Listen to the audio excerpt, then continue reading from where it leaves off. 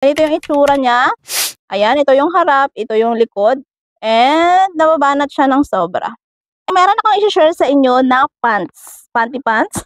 Kasi alam nyo, siguro mga 2 to 3 months na akong gumagamit ng, hindi nga ano na siya actually mga 4 months na akong gumagamit ng sleeping pants. Kahit araw gumagamit ako guys, hindi na ako nagmagamit ng regular na napkin na ilalagay mo lang siya sa underwear mo kasi ito na yung ginagamit ko. Kasi kung ikaw naman yung tipong ayaw mo talagang matagusan, then go ka dito. Sa isang pack nito guys, meron siyang 12 pieces na pwede mo na siyang magamit sa isang buong cycle mo. Ang napakaganda pa sa kanya kasi di-ziplock na siya.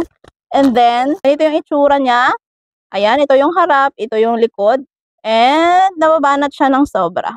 And depende naman yan guys, kung example medyo malaki-laki ka, XL ang kunin mo. Katulad ako, XL to. And ganyan siya. Manipis lang siya dito. Ayan, hindi siya sobrang kapal ng katulad ng sa mga pambata, which is maganda. Sumusuot ka na wala kang pag-aalinlangan kasi nga hindi siya tatagos.